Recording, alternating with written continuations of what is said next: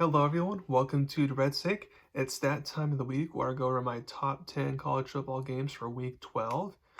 Let's get started. Number one game, the big game of the week, is number 5 Washington versus 11 Oregon State, who's 2.5-point favorites. 7:30 game, primetime ABC. Washington has been fortunate to remain undefeated at this point. That will be put to the test in this game. Oregon State has been a great at home this season, and if the Beavers win, and then they can upset Oregon the following week, then they'll be in the Pac-12 title game. So the Beavers are going to lean heavily on the run this game and make the Huskies stop it to get the victory. I don't think the Huskies will be able to get enough stops as the schedule's been a huge grind for the past weeks. I feel like they may be beat up at this point and all that, and the Beavers will get the huge upset to put Washington's playoff hopes in jeopardy. I have Oregon State winning 34-31.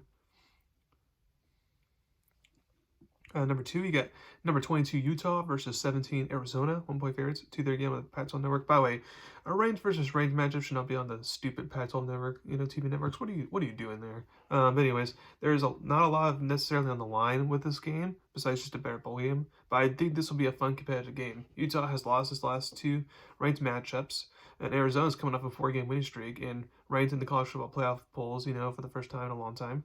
I think this will be a tough physical game, but give me the red hot team with Arizona to continue their momentum and get the win. I have Arizona winning 28-27.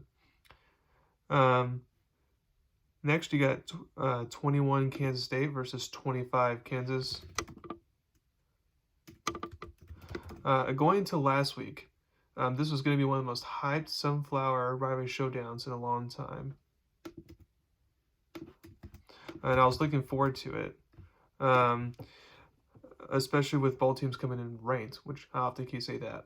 However, Kansas backup quarterback Jason Bean sustained a head injury last week, and if he ends up being out, and then the starter Jalen Daniels is still out, then I feel like Kansas will have to rely on a third-string quarterback, Cole Ballard, to get the big win. While he did show some flashes last week in the Texas Tech loss, I don't think he can have tons of success against a good Kansas State defense that's still definitely in the mix to try to go to the Big 12 title game and repeat there. So, therefore, I would take the Wildcats to win. I have the winning 34-17.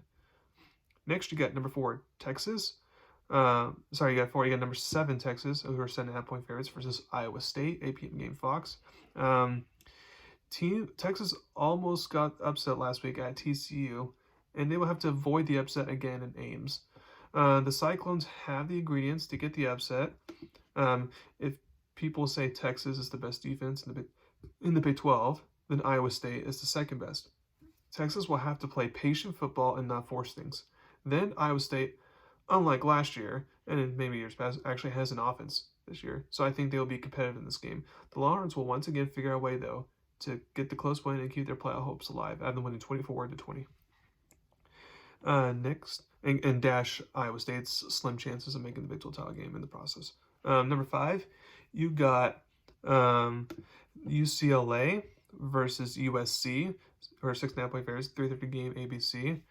It's crazy that both teams are ranked for the majority of the season now. Neither is ranked to come into this rivalry game. But it's the battle for Los Angeles, and this will be a fun competitive matchup to see who's the best in LA.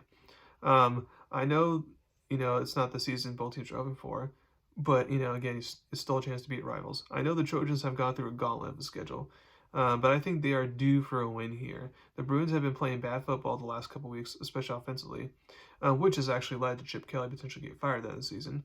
I think the Trojans can easily outscore the Bruins here to get the win and at least get to 8 wins minimum this season. And if they go in the bowl game in 9 games, which is, again, not what USC was hoping for, but it's better than 6-6 or worse, I have USC winning 38-26.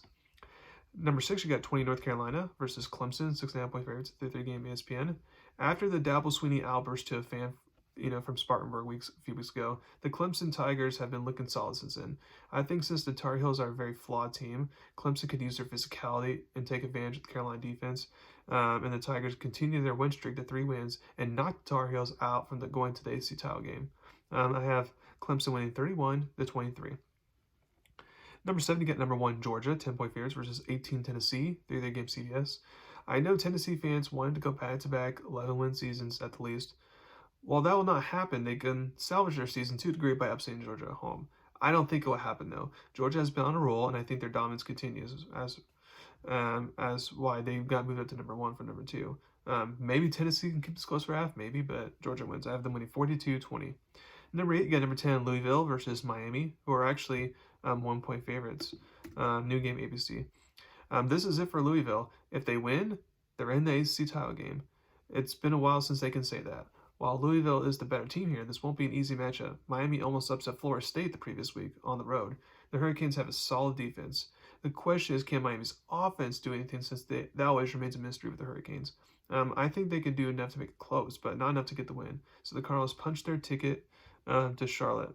I have Louisville winning 24-19. Number 9, you got SMU, who are 8-point favorites, versus Memphis, new game ESPN2. So this match will determine who meets the winner of the Tulane UTSA game in the American Conference title game. Memphis has not won the conference title since Florida State head coach Mike Norvell was there coaching, and SMU has never won the American Conference. I think this will be a high-scoring game, but I think despite being on the road, the Mustangs want their final season in the American Conference to be memorable, and will be by making the clutch play to get the big win here. I have them winning 37-31. And then number 10, you got UNLV versus Air Force, or 3-point favorites, 3-3 game CBS Sports Network. Another matchup with conference title implications. The winner should basically be in the Mountain West title game. The loser will not. I have liked Air Force for the majority of the season. When the initial college football playoff rankings came out, I thought they should have been the top Group 5 team, not Tulane. Then they got blown out at home by Army, and then lose by 2 touchdowns on the road to a bad Hawaii team. So, therefore, I do not like their mojo right now for the Falcons. I do like what I see from UNLV, though, and I think they can do just enough to get the win here on the road to keep their magical season going. I have them winning 23-17. So thank you very much for listening to my podcast today. Please subscribe to my channel, tell about me. Just as a reminder, you have basketball going on now as well with the NBA, and then also with college basketball. A lot of the, Thanksgiving-ish type of tournaments are starting now, so make sure to tune into those, because those are great ways to see, okay, who's the real deal potentially, and who's not. I'm going to be enjoying that, and thank you very much, and y'all have a wonderful day. Thank you.